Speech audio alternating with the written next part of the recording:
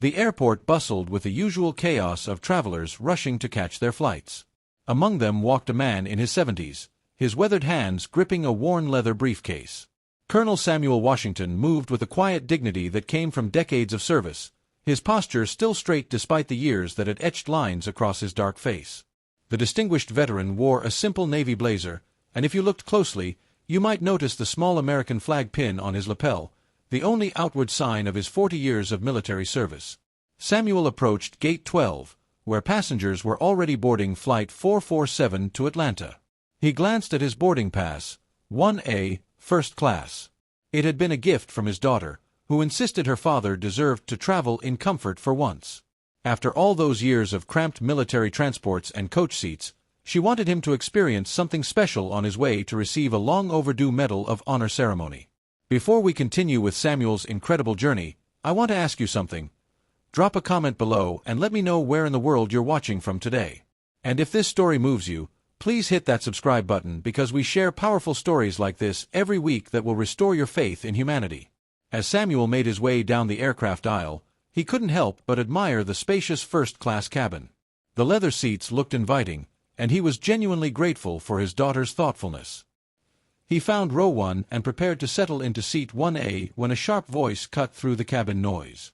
"Excuse me, but I think there's been some mistake." Samuel turned to see a young man in an expensive suit, probably in his early 30s, standing in the aisle with an expression of barely concealed disdain. The man's blonde hair was perfectly styled, and his watch probably cost more than most people's monthly salary. "I'm sorry," Samuel replied politely, though he could already sense where this was heading. "That's my seat," the young man said loudly, drawing the attention of other passengers. "I specifically requested 1A. Someone like you should be in coach, don't you think?" The emphasis on "someone like you" hung in the air like a toxic cloud. Samuel felt the familiar sting of prejudice, the same feeling he'd experienced too many times throughout his life, even after serving his country with distinction. "Sir, I have my boarding pass right here," Samuel said calmly, reaching for the document. "Seat 1A. But the young man, who introduced himself as Bradley Morrison III, wasn't having it. "There's obviously been some computer error." "Flight attendant," he called out, his voice dripping with privilege. "We have a situation here." A flight attendant approached, her smile professional but strained. Samuel showed her his boarding pass, hoping reason would prevail. But when Bradley began making a scene, complaining loudly about the airline's mistakes, and threatening to call his lawyer, the crew's priorities became clear. "Sir," the flight attendant said to Samuel, her voice apologetic but firm, "we're going to need to sort this out. There's an available seat in coach 28E. We'll make sure you're comfortable there." Samuel's heart sank. He looked around the cabin and saw the faces of other passengers, some looking away in embarrassment, others nodding in agreement with Bradley's entitled demands. Not one person spoke up in his defense. "But I paid for this seat," Samuel said quietly. "My boarding pass is valid." "Sir, please," the flight attendant insisted, clearly wanting to avoid further confrontation. "We need to get everyone seated so we can take off on time." With a dignity that would have made his fallen comrades proud, Samuel gathered his briefcase and walked toward the back of the plane. Bradley smirked as he slid into seat 1A, already pulling out his phone to brag about his victory to someone on the other end. As Samuel settled into the cramped middle seat in row 28, squeezed between a sleeping businessman and a woman with a crying baby, he closed his eyes and tried to find his center. He'd faced enemy fire, lost good friends in combat, and survived things that would break most people. He could handle a few hours of humiliation. The plane taxied down the runway, and Samuel gazed out the small window, watching the ground fall away below. Flying had once been his passion, his calling. He'd piloted everything from fighter jets to massive cargo planes, had logged over 10,000 hours in the air, and had trained some of the finest pilots in the military. But nobody on this plane knew that. To them, he was just an old black man who didn't belong in first class. 3 hours into the flight, the cabin was peaceful. Most passengers were either sleeping, reading, or lost in their electronic devices. Samuel was reviewing some documents when a sudden commotion from the cockpit shattered the calm. "Medical emergency in the cockpit!" A flight attendant's panicked voice crackled over the intercom. "Is there a doctor on board?" The plane began to shake slightly as it went into autopilot mode. Passengers started looking around nervously, whispering to each other. Samuel could feel the subtle changes in the aircraft's behavior, the slight loss of altitude, the minor adjustments that indicated the autopilot was struggling to compensate for something. A doctor rushed to the front of the plane, but minutes later, the head flight attendant's voice came over the intercom again, this time barely containing her terror. "Ladies and gentlemen, I need your attention. Our captain has suffered a severe heart attack and is unconscious. Our co-pilot is attempting to fly the plane, but he's very inexperienced with this aircraft model. We're going to try to contact ground control for guidance." The cabin erupted in nervous chatter and a few screams. Children began crying, and adults started praying. Samuel could feel the plane's behavior becoming more erratic, subtle dips and lurches that most passengers might not notice, but which told him a frightening story. Samuel unbuckled his seatbelt and stood up. The businessman next to him grabbed his arm. "Sir, you need to stay seated. The seatbelt sign is on." But Samuel had heard enough. He made his way toward the front of the plane, his military bearing evident despite the chaos around him. A flight attendant tried to stop him. "Sir, please return to your seat immediately." "Ma'am," Samuel said with quiet authority, "I need to speak with your co-pilot right now." "I'm a pilot." "Sir, this isn't the time for jokes." "I'm not joking," Samuel interrupted, his voice carrying the weight of 4 decades of command. "I'm Colonel Samuel Washington, United States Air Force, retired. I have over 10,000 hours of flight time, including on aircraft similar to this one. That young man in your cockpit is about to make a mistake that will kill everyone on this plane." The flight attendant stared at him, her training warring with disbelief. Samuel could see the skepticism in her eyes, the same look he'd gotten from Bradley Morrison earlier. "Please," Samuel said, his voice softer now but no less urgent, "just let me talk to him. 5 minutes. If I can't help, I'll return to my seat." Another violent lurch of the aircraft made the decision for her.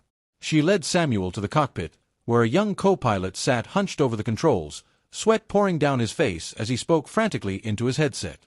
"Ground control, I don't know what to do," the co-pilot was saying.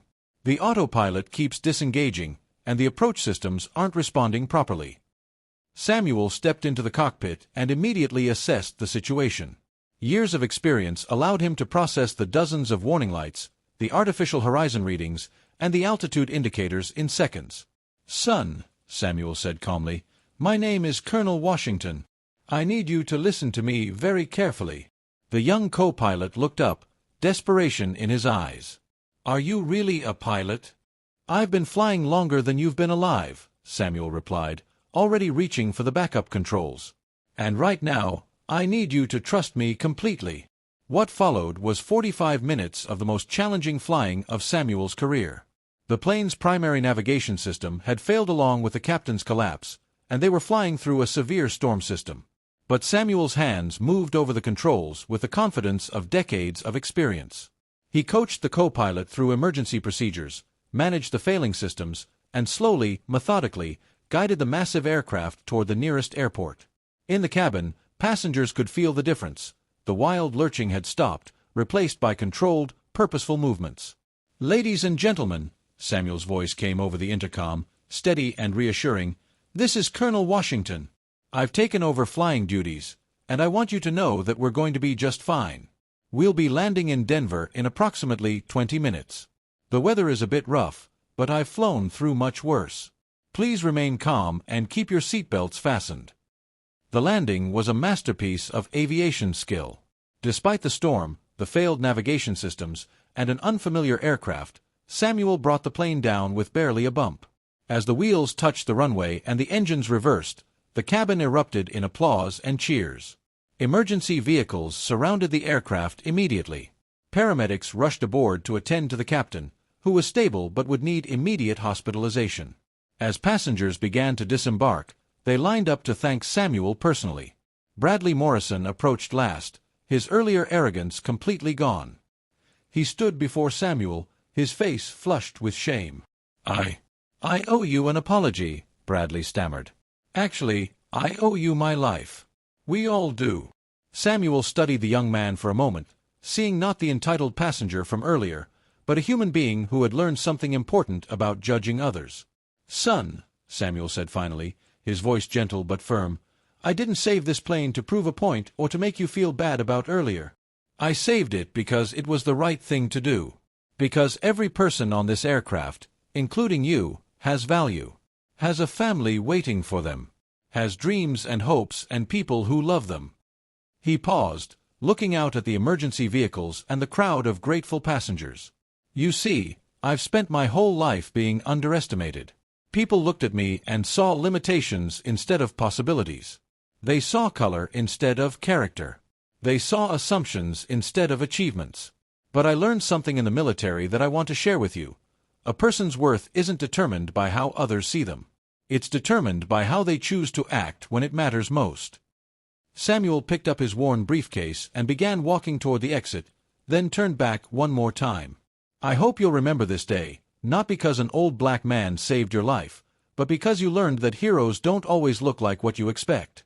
They're often the quiet ones sitting in the back, the ones who've been overlooked and underestimated their whole lives, but who still choose to serve others when called upon. The next time you see someone you think doesn't belong somewhere, remember this flight. Remember that you might be looking at someone who could save your life." As Samuel walked off the plane and into the terminal, news crews were already gathering. By morning, his story would be international news. But for Samuel, the real victory wasn't the media attention or the praise. It was the hope that maybe, just maybe, the world had learned something important about the danger of judging others by their appearance. The most powerful heroes, after all, are often hiding in plain sight, waiting quietly for their moment to serve. If this story touched your heart and reminded you to look beyond first impressions, please share it with someone who needs to hear this message today. And don't forget to subscribe for more incredible true stories that will restore your faith in humanity and remind you that heroes walk among us every single day.